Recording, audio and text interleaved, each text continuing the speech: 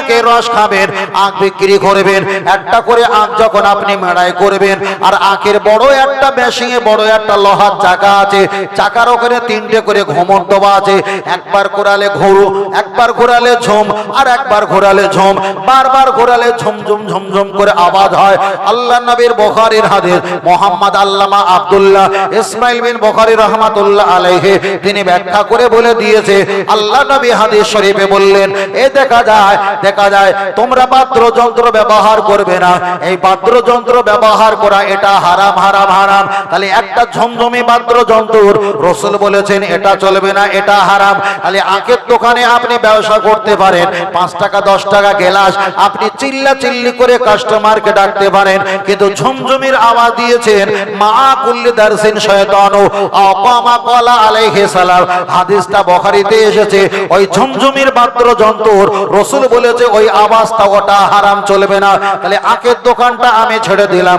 আর একটাবার আপনি আগিয়ে চলে যাওয়া যাক, অনেক ব্যক্তি গরু লালিত পালিত করে, এখন গাভীর একটা বাচ্চা হয়েছে, এখন গরুর বাচ্চা হওয়ার বিনিময়ে গরুর গলায় এত বড় একটা ঘুমর ঝুলিয়ে দিয়েছে, ঘুমর যত লাফালাফি করে আর বাচ্চা যত লাফালাফি করে ঘুমরটা টমটম করে নাড়ানাড়ি হয় আর ঝমঝম করে বাজে। রাসূল বলেছেন ওটা হারাম, ওটা চলবে না।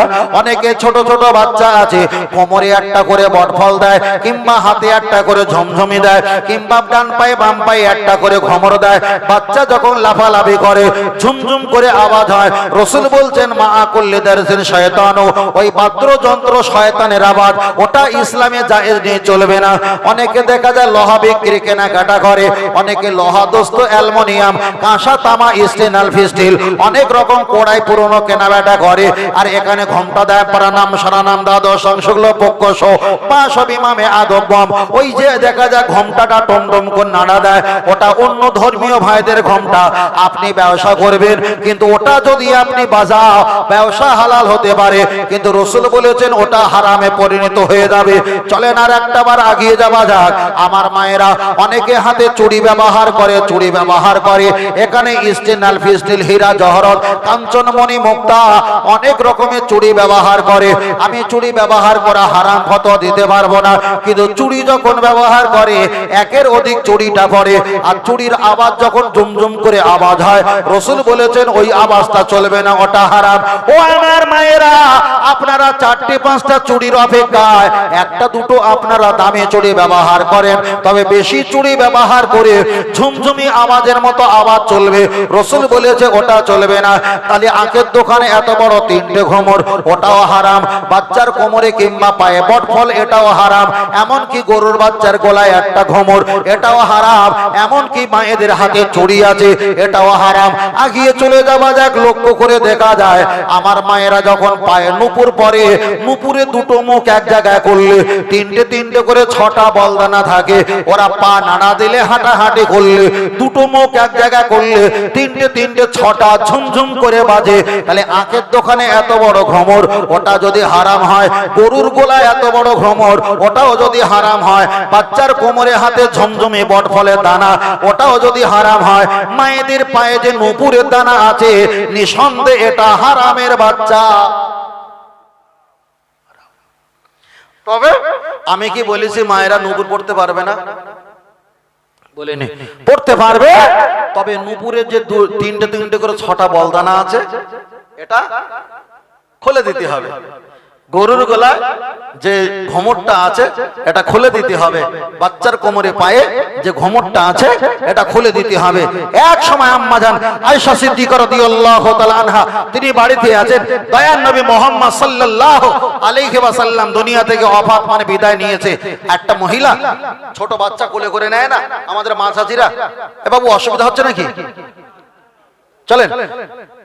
তাহলে ছোট বাচ্চা কোমরে করে নিয়ে কোলে করে নিয়েছে, কোলে করে নেওয়ার পরে ছোট বাচ্চার পায়ে ঘুমর বাঁধা আছে, যেমন আমাদের বাচ্চার পায়ে বাঁধা থাকে, আর বাচ্চাটা বেগোনা মাসুম নিজের ইচ্ছায় পা নাড়া দিচ্ছে ঝুমঝুম ঝুমঝুম করে। বাসছে তখন মহিলাটা রসুলের বাড়িতে গেলেন, আম্মাজান আয়েশা সিদ্দিকার বাড়িতে মশলা জিজ্ঞেস করতেন। কি মশলা? আম্মাজান রসুল তো বিদায় নিয়েছে, একটা ফতোয়া জিজ্ঞেস করছে। কি ফতোয়া? আমার বাড়িতে মুরগি নিয়ে এসেছিলাম আর মাছ নিয়ে এসেছিলাম, মাছ মারা গেছে, মুরগি মারা গেছে, এখন কোনটা খাবার কোনটা ফেলবো? না, মাছেও রক্ত মাংস আছে, মুরগি তো রক্ত মাংস আছে। মাছেও নাড়ি ভড়ি জাহান ছিল, মুরগি তো নাড়ি ভড়ি জাহান ছিল। এরও পালক আছে, ওরও ডানা পালক আছে, এরও লেজ আছে, ওরও লেজ আছে, ও খায় এও খায়, ও প্রাণী শুকনো ডাঙার, ও হচ্ছে পানিতে প্রাণী। এখন দুইজনা তো মারা গেছে, কোনটা খাবার কোনটা ফেলবো? এই ফতোয়া যখন জানতে চেয়েছে, ছোট বাচ্চা পায়ে ছিল ঘুমুর, ঝুমঝুম করে নাড়া দিচ্ছে। আল্লাহ নবী জিজ্ঞাসা করলো, মা হাজা, ওটা কে? বললো, এটা আমার হলো সন্তান। আম্মাজান আয়েশা সিদ্দিকা বলল, তোমার সন্তান তোমার কোলে বসে আছে, তুমি জানো রসুলের মাজার মুকাদ্দাস রওজা মুবারকের পাশে তুমি দাঁড়িয়ে আছো। আল্লাহ রসুল বলেছে, মা বাইনা বাইতি ওয়া মিম্বারিন রওজাতুম মির রিয়াজিল জান্নাহ আও কামা ক্বালা আলাইহিস সালাম, মসজিদ নববীর ইমামতি করা জায়গা, আমি রসুল আমার মাজারের আকদাস, দুটো জায়গা হলো জান্নাতের টুকরা। জোরে বলেন, আর এটা জোরে হবে না। তাহলে দুটো জায়গা যদি জান্নাতের টুকরা হয়, রসুল পাক আছে জান্নাতের টুকরায়, আর তোমার বাচ্চা ঝমঝম করে আওয়াজ দিচ্ছে, 70,000 ফেরেশতারা তওয়াফ করছে, দরুদ সালাম পড়ছে, ওই ঝমঝমের আওয়াজ পেলে রহমতের ফেরেশতারা পালিয়ে যাবে। মশলা কোন মুরগিটা খাবে আর কোন মাছটা খাবে, এই ফতোয়া শোনার আগে তোমার বাচ্চার ঘুমটটা আগে খোলো। তাহলে আম্মাজান আয়েশা সিদ্দিকার কাছে ফতোয়া জানতে গেছে এক, আর আম্মাজান আয়েশা সিদ্দিকার সামনে যে ফতোয়াটা এসেছে সেইটা আগে দিয়েছে। আমিও ওয়াজ করতাম এক, সামনে যে মশলাটা এসেছিল, মহিলাদের নামাজ পড়া, তারাবি পড়া, রোজা রাখা, ইফতার খাওয়া, আমিও আম্মাজান আয়েশা সিদ্দিকার ওখান থেকে কেয়াস করে, পিছনে ছিল অনেক মশলা, সামনে যেটা এসেছে আমাদের কিছুদিন আগে পরে, তাই আমি সামনে আপনাদের কাছে পেশ করেছি। খারাপ করেছি না ঠিক করেছি? ঠিক করেছি না? তাহলে চলেন আর একটা কথা বলি। এবার বলবেন, মরা মুরগি মরা মাছ খাওয়া ভালো না খারাপ? মরা মাছ খাওয়া যাবে না? যাবে না। বড় ভাই তো বললো খাওয়া যাবে, পিছনের ভাই মরা মাছ খাওয়া যাবে না? যাবে না? সবাই বলবে যাবে, আর আমি যদি বলি যাবে না, তাহলে তো সমস্যা হবে। দেবো, ঘুরিয়ে দেবো, ঘুরিয়ে দেই বড় ভাই, এরপরে সব জ্যান্ত মাছ কিনো। ভাই বিপদে তো আপনি পড়বেন, তার থেকে আমি বেশি পড়বো, কারণ আমার তো ঘুম ভাঙতে বেলা হয়ে যায়, বাজারে সব মাছ মরে যায়, তারপর আনতে হয়, বিপদে আমি বেশি পড়বো। তাহলে মোরা মাছ খাওয়া যাবে না? যাবে না? যাবে। চলেন কিরকম যায় একটু হাদিস দেখি, আর আপনারা শোনেন। আল্লাহ নবী দুনিয়া থেকে বিদায় নিয়ে চলে গেছেন, সিদ্দিকে আকবর রাদিয়াল্লাহু তাআলা আনহু তিনি হায়াতে আছেন। তার আগে আর একটা কথা বলি, আবু বকর হুজুরের দুটো মেয়ে, আম্মাজান আয়েশা সিদ্দিকা রাদিয়াল্লাহু তাআলা, উনি হলো ছোট মেয়ে, দয়ার নবী তাকে বিবাহ করেছিলেন। তার পূর্বে একটা 10 বছরের বড় মেয়ে আছে, আম্মাজান আসমা, তিনি তানাকে বিবাহ করেছিলেন জুবাইর ইবনুল আওয়াম। তাহলে এক কথায় বলা যায়, আবু বকর হুজুরের বড় মেয়ে নবীর একটা সাহাবা বিয়ে করেছিলেন, আর নবী বিবাহ করেছিলেন আবু বকর হুজুরের ছোট মেয়ে। ছোট মেয়ের নাম সবাই জানে আয়েশা সিদ্দিকা, কিন্তু বড় মেয়ের নাম আম্মাজান আসমা। আয়েশা সিদ্দিকা 10 বছরের বড়। চলে, এগুলো এত কঠিন, এত ভাইটাল, তো কটা মনে রাখবার, কটা বলবো। এক সময় আবু বকরের বাড়িতে জুবাইর ইবনুল আওয়াম রাদিয়াল্লাহু তাআলা উনি চলে এসেছেন। আবু বকর বড় একটা মাছ কিনে বাড়িতে আসলেন। মশলাটা শুনেন বড় ভাই, ঠিক করে শুনবেন। আবু বকর রাদিয়াল্লাহু তাআলা উনি একটা মাছ কিনে নিয়ে বাড়ি চলে আসলেন।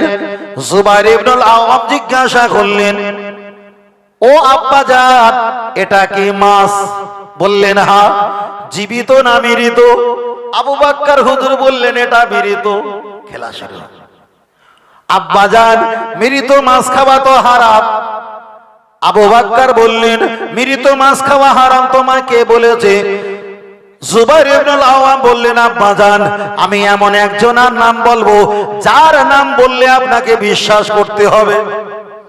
জুবাইর ইবনুল আওয়াম যখন জবাব দিয়ে বললেন মোরা মাছ খাওয়া হারাম, কে বলেছে কে বলেছেন? জুবাইর ইবনুল আওয়াম জবাব দিয়ে বললেন দয়ার নবী মুহাম্মদ সাল্লাল্লাহু আলাইহি ওয়াসাল্লাম আমাকে ডেকে বললেন, ও জুবাইর ইবনুল আওয়াম, খবরদার খবরদার, তোমাকে আমি বলে গেলাম জীবনে তুমি মোরা মাছ খাবে না, মোরা মাছ খাবে না। ওমা তাফা ফালা তাকুলু আকামা ক্বালা আলাইহিস সালাম, আল্লাহর নবী আমাকে বলেছেন মোরা মাছ খাওয়া হারাম। কার দোহাই দিয়েছে?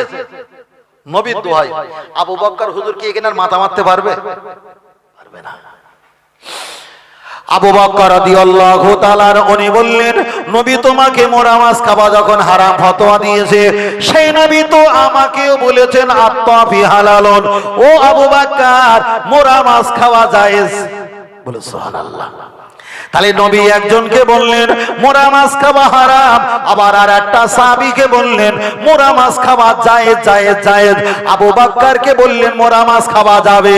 আবার আবু বকরের জামাই মানে নিজের ভাইরা ভাই হয়, নিজের সাহাবী হয়, তাকে বলেছেন খবরদার মোরা মাছ খাবে না। আমা তাবা ফালা তাকুলু, মোরা মাছ খাওয়া হারাম। তাহলে নবী একজনকে হারাম ফতোয়া দিয়েছেন, আবার আবু বকরকে হালাল ফতোয়া দিয়েছে। এখানে তো জামাই আর শ্বশুর ঠেলা ঠেলি। ইনি বলছে মোরা মাছ খাওয়া যাবে না, নবী হারাম বলেছে। উনি বলল নবী তো আমার বলেছে মোরা মাছ খাওয়া যায়। এখানে তাফসীরি কারকেরা ব্যাখ্যা করে বলেছেন মোরা মাছ খাওয়া হারাম, আবু বকরের জামাই ঠিক বলেছে মোরা মাছ খাওয়া জায়েজ, আবু বকরও ঠিক বলেছে।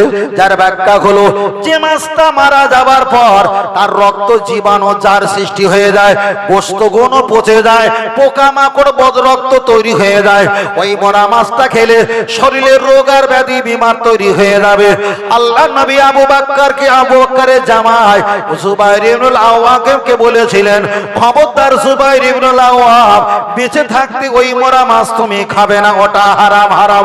আমরা বাজারে গেলে অনেক মাছে মাছি ওড়ে দুর্গন্ধ ছড়ায়, ওই মাছ খাওয়াটা রাসূল আমার হারাম বলে দিয়েছেন। আবু বকরকে বললেন আত্তাফি হালালুন, পানিতে মরে যাওয়া ভেসে ওঠা মাছ খাওয়া হারাম, হালাল হালাল ওটা যাবে। ওটা হলো কোন মাছ? যে মাছটা মারা যাবার পর ভেসে উঠলো, তার গোশত টাটকা আছে, রক্ত টাটকা আছে, সবে মাত্র মারা গেছে, ওই মোরা মাছ খাওয়াটা রাসূল হালাল বলেছে। তাহলে জামাইও ঠিক বলেছে, শ্বশুরও ঠিক বলেছে, জামাইও। তবে আমরা মাছ কিনি, আমরা বরফের মাছ কিনি, মাছ টাটকা থাকে প্রসেসিং। আমরা বাজারে গিয়ে মাছ কিনি, মাছ টাটকা থাকে। তবে যে মাছটা মারা যায় অর্ধেক কেটে বিক্রি হয়েছে আর অর্ধেক রেখে দিয়েছে, লাঠির মাথায় একটা পালক বাঁধে না, পালক বেঁধে এরকম করে মাছি নাড়া দেয়, পাশ থেকে গেলে দুর্গন্ধ নাক টিপে রাখতে হয়। রাসূলের সাহাবীকে আল্লাহর নবী এটাই বলেছিলেন আমা তাফা ফালা তাকুলু আও কামা ক্বালা আলাইহিস সালাম, জীবনে ওই মরা মাছ খাওয়া। পরিষ্কার হলো তো? তাহলে রাসূল পাকের বাড়িতে যে মহিলাটা ফতোয়া আনতে গিয়েছিল, এই ফতোয়া দেওয়ার আগে পায়ে ঘমর বাঁধা ছিল, এই ফতোয়াটা আগে দিয়েছে যে বাঁধা চলবে চলবে না। তবে আরেকবার তাকবীর দেই, আর একটা গজল পড়তে হবে, তাই না? কেন মায়েরা তরকারি রান্না করতে গেলে তো একটু ধনিয়া পাতা ছিটে দেয় না, একটু মরিচ গুঁড়ো, একটু লঙ্কা গুঁড়ো, মরিচ গুঁড়ো, ধনিয়া পাতা ছিটে দেয়। তাহলে আর একবার গজল হবে তো বাবা? মাশাআল্লাহ। তাকবীর দিন, নারে তাকবীর, নারে তাকবীর, নারে তাকবীর। আমি একা বলবো না, আপনারাও বলবেন।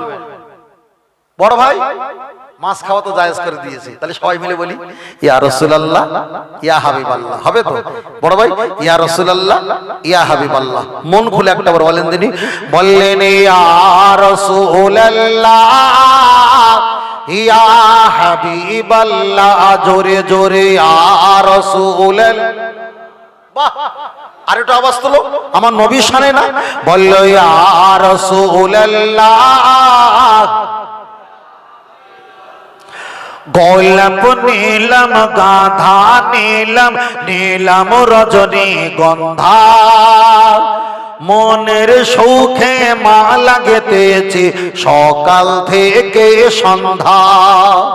তবে একবার দেখা দাগ যদি ও গো কামলে ওয়ালা, একবার দেখা দাগ যদি ও গো মদিনা ওয়ালা, হাসি মুখে পাঠাবো তোমায় হাজার কি আমের নজরানা। বলো বলো বলো বলো ইয়া রাসূলুল্লাহ। আর একটু আওয়াজ তুলো, বলো ইয়া রাসূলুল্লাহ।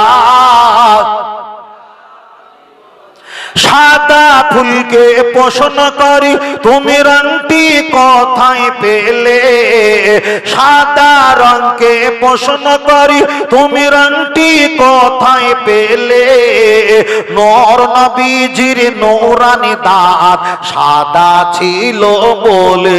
সুবহানাল্লাহ। আর একটু জোরে হবে না? পিছনের ছেলেরা আর একটু জোরে হবে না? লাল ফুলকে পছন্দ করি তুমি রংটি কোথায় পেলে, ওহদ ময়দানে নবীজি রক্ত লাল ছিল বলে। আর একটু জোরে হবে না? আর একটু জোরে বলেন। তাই সাদা লালের দোকান থেকে তুলে গেতেছি মালা, সুযোগ পেলে দাঁড়িয়ে পাঠাবো হাজার কি আমের নজরানা। তবে একবার দেখা দাগ যদি ও গো কামলে ওয়ালা, একবার দেখা দাগ যদি ও গো মদিনা ওয়ালা, হাসি মুখে পাঠাবো তোমায় হাজার কি আমের নজরানা। বলো বলো ইয়া রাসূলুল্লাহ। আরো জোরে ইয়া রাসূলুল্লাহ।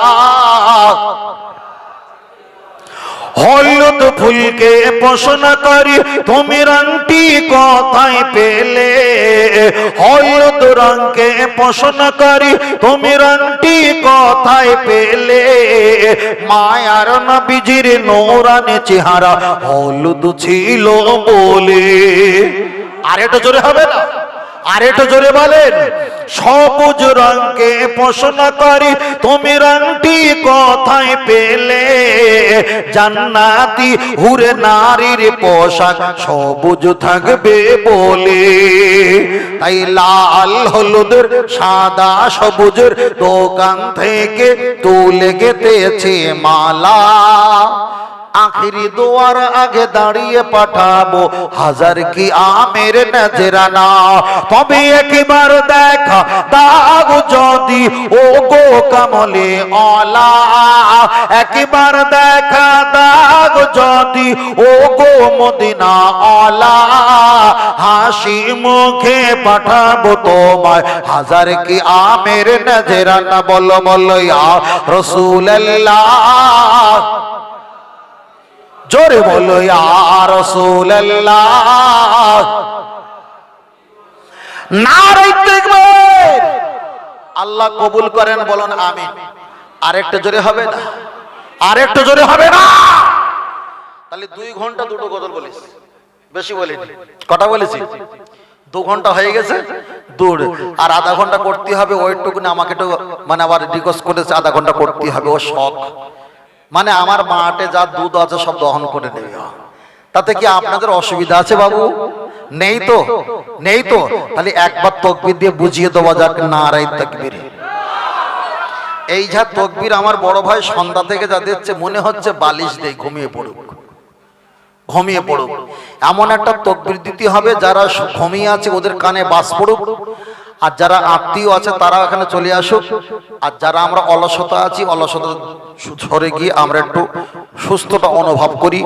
আর শেষবারের মতো তাকবীর দেই, শয়তান যা একটু ভর করছে শয়তান এখানে পালিয়ে যাক, বুঝলেন না? তাহলে দুটো তাকবীর হবে, একবার না 2 বার? ছেলেরা একবার না 2 বার? 2 বার। আগে জোরে না আগে আস্তে? আগে আস্তে, আগে আসতে হবে। শেষ রাতের মার গুরুর মার শেষ রাতে বলে না, তাহলে হবে। পিছনে যারা বয়রা বসে আছে, এই মোবাইল হুজুর, শুধু মোবাইলে ঠেলাঠেলি হচ্ছে, ঠেলাঠেলি করতেছ কেন? চুপের দিকে তাকা, আমার দিকে, আমার দিকে তাকা শোনা ভাই। হ্যাঁ, তাহলে তাকবীর হবে। রাজি আছেন তো? আমার বড় ভাই আপনারা তো মুরব্বী মানুষ, অনেক তাকবীর দিয়েছেন, এদের তাকবীর অনেক কাজা আছে।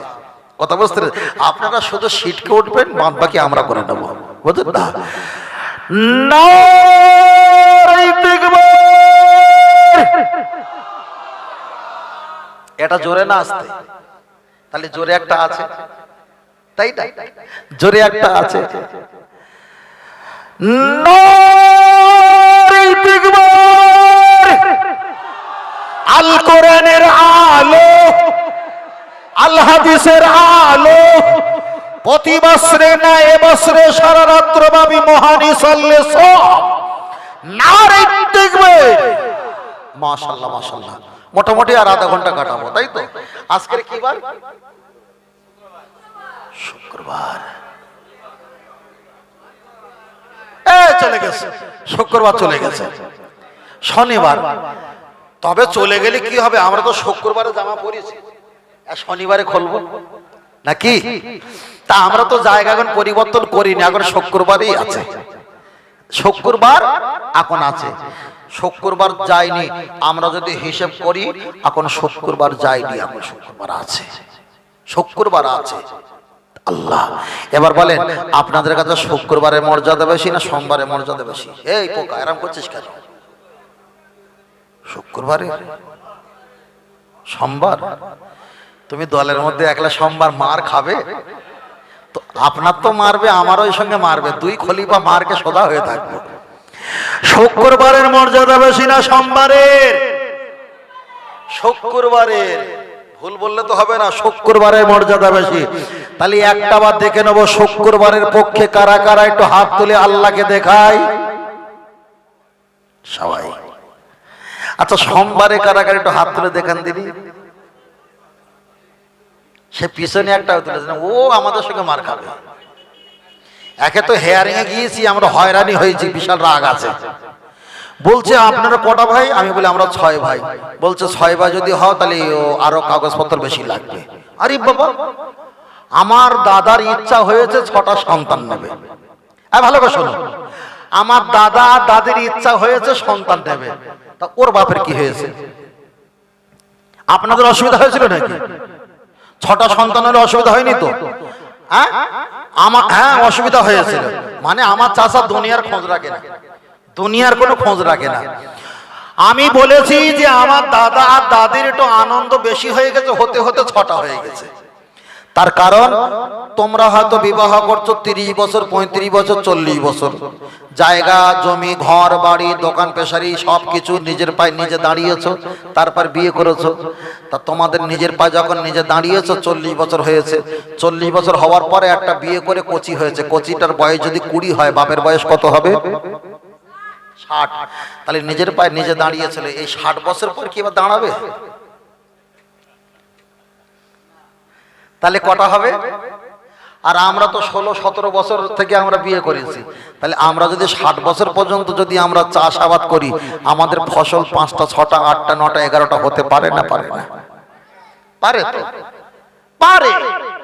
তাহলে যারা 60 বছরে ফসল, 60 বছর পরে যারা খেতে গেছে, এমনি তো বড় বড় ঘাস, ওখানে তো আর চষলে কোনো গাছপালা ভালো হবে না, খেয়ে ফেলবে। আর আমরা প্রথম থেকে ময়দানে আসি, ময়দান সম্পর্কে বুঝি, বুঝলেন না? আল্লাহ রহমত করেছে, কথা বলে না আগে শ্রম তারপরে ফল। আমরা কষ্ট করেছি, ফল হয়েছে, তা তাতে সমস্যা কি হয়েছে? তাতে সমস্যা কি হয়েছে? বাচ্চা 6টা কেন, 8টা 10টা 12টা যতটা বাচ্চা সন্তান হয় সব কটা বাচ্চা দেবে, লাভ।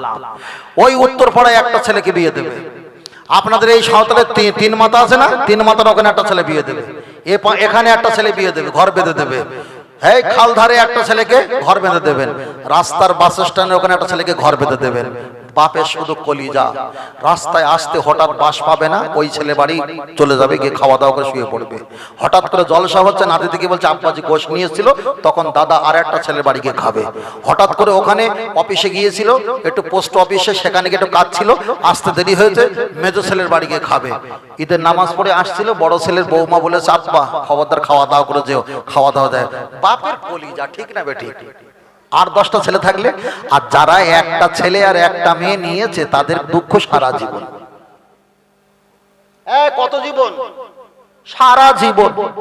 4-5টা শালি লাভ না একটা মানে একটা মেয়ে লাভ? 4-5টা শালি তার কপাল, ওই কপালের সঙ্গে কপাল ঘষে নেবে, আপনারও কপাল হবে। কেন 5টা-6টা শালি মানে কি? বাইক থেকে আপনি এসেছেন, একদম না নামতে নামতে একটা শালি হেলমেট খুলে নেবে, একটা শালি আপনার ব্যাগ কাড়িয়ে নেবে, আর একটা শালি বাইক ধরবে, দুলা ভাই নেমে যাও, আর একটা শালি ডিম আনতে যাবে, আর একটা শালি বিছানা করে দিয়ে আপনার গায়ে হাওয়া দেবে, আর একটা শালি চুল টেনে দিয়ে নাড়া দেবে, দুলা ভাই তোর কবে আসার কথা, সবে বেরাত হয়ে গেছে, আসলি কেন, টানাটানি করবে। তাহলে শালি থাকা লাভ না লস? আর একটা শালি হলে কি হবে, একটা বউ হলে আপনি ওই নিয়ে যাবেন সঙ্গে করে, জামা কাপড় খুলে পরেটা ঘি মাখাবে, তারপরে পরেটা কপালে জুটবে, মানে শুক্রবার আর একটা শুক্রবার আসবে। তাহলে কি বেশি শালি থাকা ভালো না লস? হ্যাঁ, ভালো না খারাপ? ভালো। ওই ডাব ফল ফসল দেখে আমরা গাছ পুঁতি না, ফলন দেখে বিয়ে করবে। যে শাশুড়ির 8-10টা বাচ্চা কাচ্চা, ওই শাশুড়ির মেয়ে বিয়ে করবে। তাহলে ওই কলমের চারা যদি বাড়ি আনতে পারি, তাহলে ফলন ভালো তো, যদি আমাদের বেশি হয়। আল্লাহ আল্লাহ। চাষা শুধু রস দিচ্ছে বসে বসে, খুব পাকা লোক, মারাত্মক পাকা লোক। তো জিনিস তো একটা আগুন জিনিস, বুঝলেন না? আল্লাহ আল্লাহ আল্লাহ। চলেন, আমি আপনাকে বোঝাতে চেয়েছি শুক্রবারের মর্যাদা সম্পর্কে।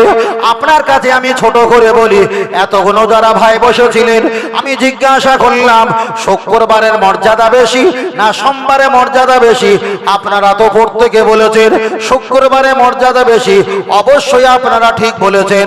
আমরা যদি সোমবারের মর্যাদা 2-3 জন যদি বলি, এটা কি খুব খারাপ হয়ে যাবে? হয়তো বলবেন হুজুর বড্ড একটা খারাপ হবে না, তবে শুক্রবারটা সবচাইতে মর্যাদা বেশি। চলেন আপনার কাছে আমি হিসাব নেই, আমার আল্লাহকে জিজ্ঞাসা করি, আল্লাহ শুক্রবারে মর্যাদা বেশি না সোমবারের?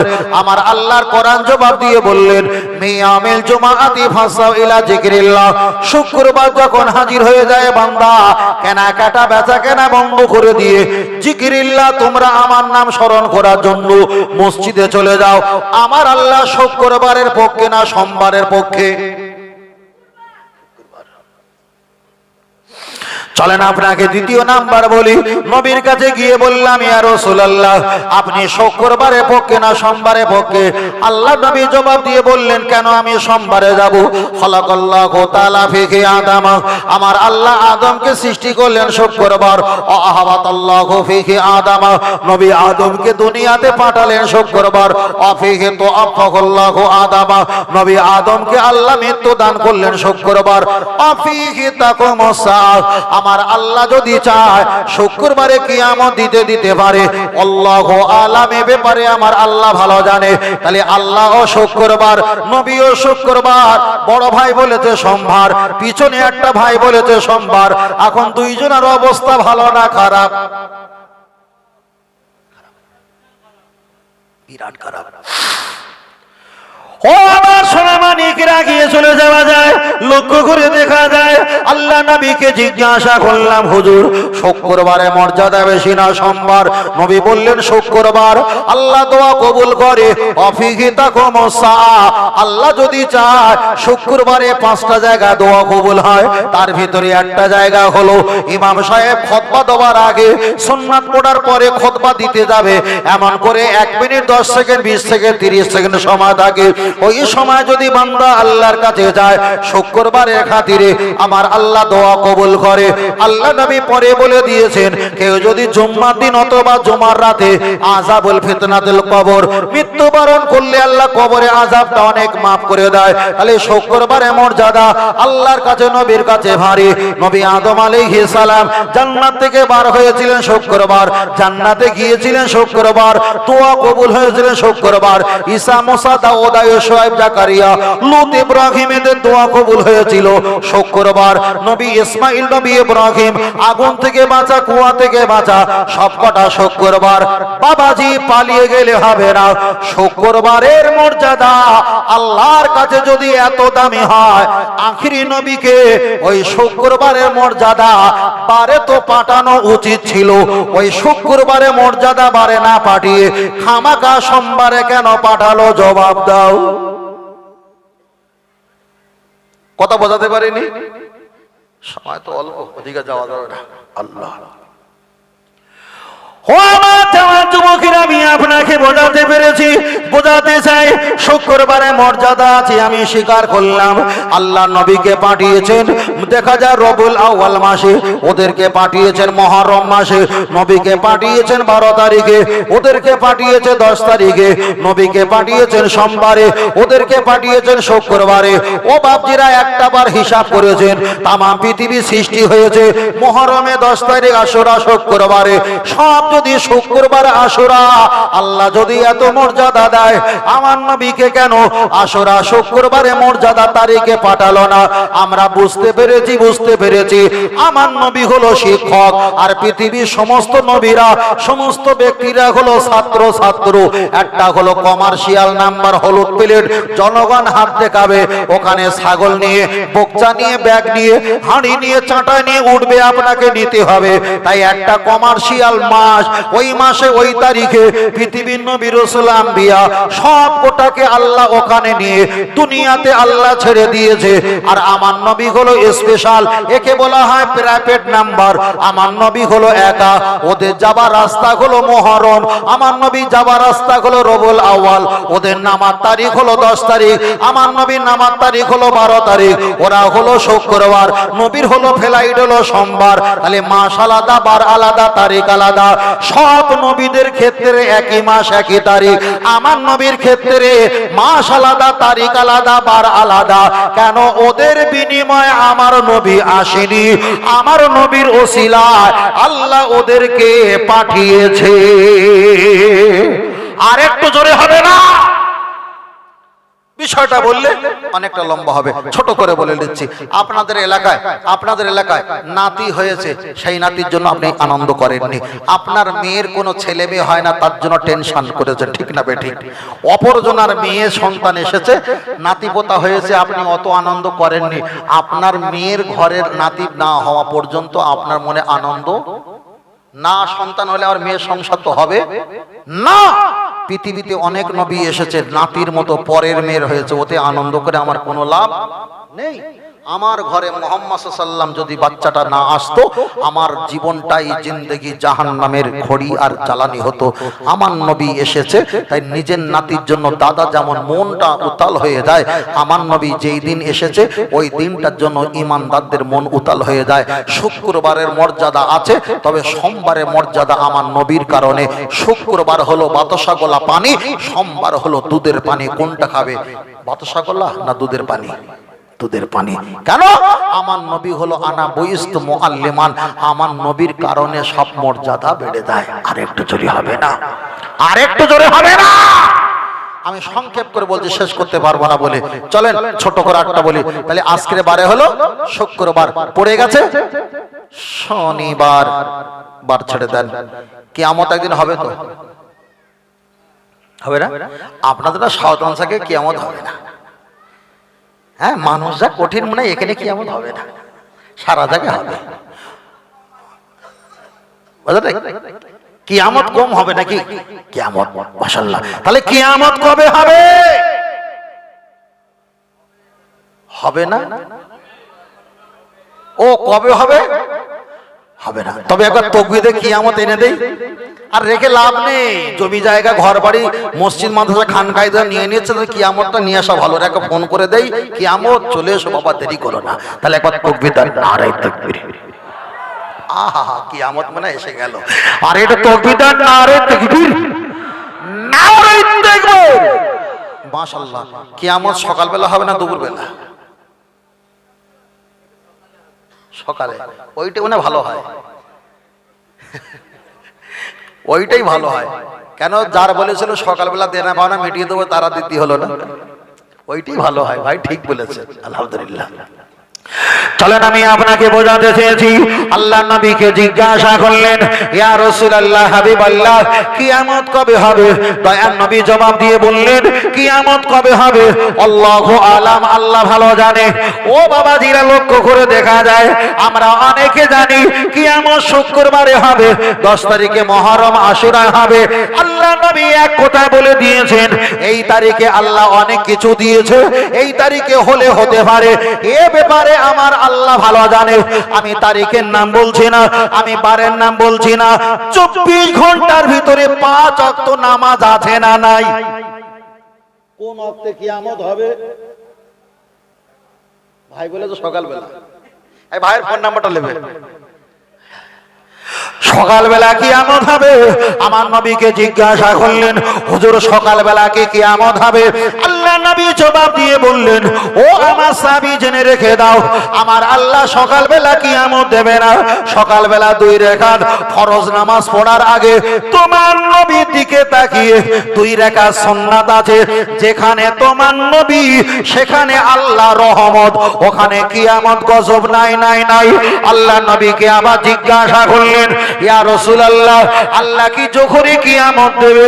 আমার নবী বললেন, ও আমার সাহাবীরা জেনে রেখে দাও, আমার আল্লাহ জোহরে কিয়ামত দেবে না। জোহরে 4 রাকাত ফরজ নামাজ পড়ার আগে তোমার নবীর দিকে তাকিয়ে 4 রাকাত সুন্নাত আছে, আমার আল্লাহ কিয়ামত দেবে না। হুজুর আল্লাহ কি আসরে কিয়ামত দেবে? আমার নবী বললেন, আসরে কিয়ামত দেবে না।